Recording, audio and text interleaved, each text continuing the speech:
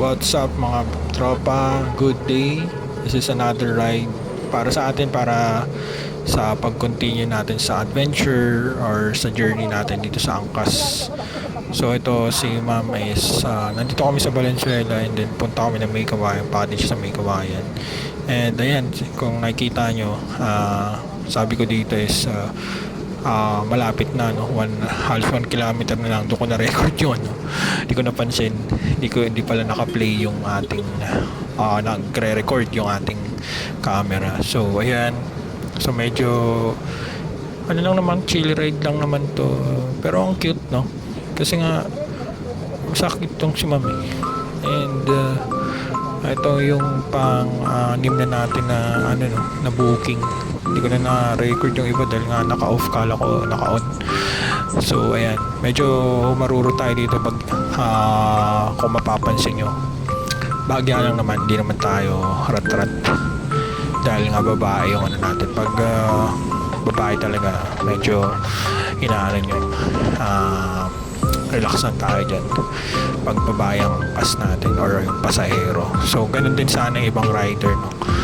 And also yan, so si ma'am ay taga ano nga, I'm not sure kung taga Valenzuela siya or sa May Kawayan, pero lapit lang naman ang pinatira ko sa kanya. And mabait din si ma'am, nagbigay din ng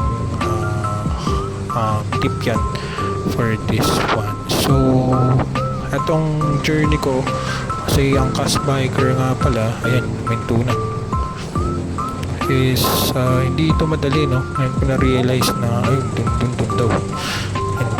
Sige, wait lang, sing tayo dyan banda ba. Hindi siya madali kasi pag yung whole day mo siya, kasi dati part time ko lang to nung na-approve ako sa Angkas. So yan, singit ko lang tayo dito, pahinga. And then ngayon, try ko siya pag walang magawa or bakante naman ako, iano ko siya. So ito, dito na yung drop. Punta kami sa drop ni ma'am, and nakipark na tayo sa bangko. So ayan, tingnan nyo kung gaano ka-cute din si ma'am. Cute mo ma'am, hello. Naka-purple. So yan, thank you Lord. So ano lang naman to, halos mga 4 kilometers from her dun sa Valenzuela.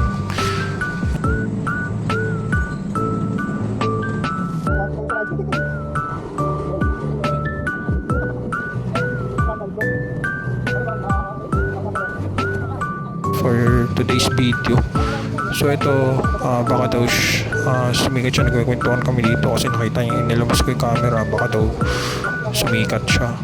And nag-start ako mag-record, sabi niya. Sabi ko, sige, okay lang naman. And ayan, and ito naman si ma'am is magpapad sa dalandanan from ano naman to, from Valenzuela din. Papatid lang siya sa may dalandanan banda. So check natin, napakalapit lang din ng ibang mga ano. So di ako kalain na malalayo talaga sa Angkas, kasi depende sa inyo kung ano yung matatanggap din ninyo ng mga booking.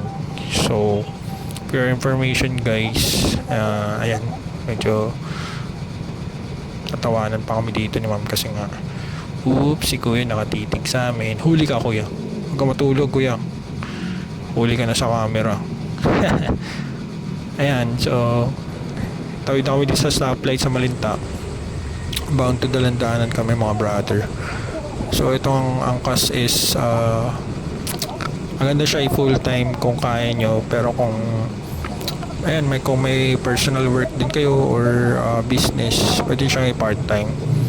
And wag kayo magmamaliit sa mga ano natin, sa respective riders and mga drivers din yan, and nag-train yan. Di madali ang training sa pag-aangkas, no? So ayun lang naman, konting. So kayo, i-try nyo kung gusto nyo maging angkas, from corporate, tapos bigla kayo mag-angkas. Try nyo kung kaya nyo din yung mga malalakas ang loob na nasanay sa corporate world, no? Diba? So, kumbaga, ito rin sa akin is adventure siya. So, and then, exciting at ano na rin, no? Kumbaga, enjoyment. Yung enjoyment na nakakapunta ka sa mga lugar, sa mga daanan na hindi mo pa nadadaan kahit, for example, sa akin, sa Valenzuela, hindi ko pa nadadaanan yung iba. Hindi ko na makabisado yung ibang lugar. Taga Valenzuela lang din ako, pero yung ibang lugar hindi ko pa napupuntahan. Hindi ko pa nadadaanan talaga. So, ayan, naku po. Muntik na kami lumiko dyan, mali pa lang. Ano pa pala sa kabilang side. So, respect yung ibang riders, maano sila. Mahirap din talaga yung trabaho na to. As a mototaxi rider. So, enjoy lang ang buhay mga tropa. Even if anong work mo, lagi nyo lang galingan. Yun ang naman importante, lagi nyo lang galingan. So, enjoy. And ito, malapit na kami dito ni ma'am kasi talandanan na to, no? Papasok na to sa, makikita nyo yung mga pabrika ng Valenzuela. Malalapit na dito yan. So, from Tulingunan kasi to papuntang Lingunan, Valenzuela. So, dito na rin ako dumaan, Tumaysan.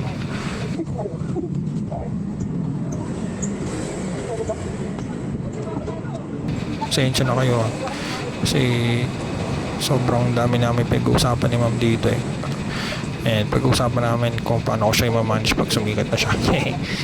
And pasensya na at magda-diet na rin ako. So ayan, salamat sa pag-antabay sa akin and pag-suporta, and stay safe, ride safe, God bless. Salamat, bye bye.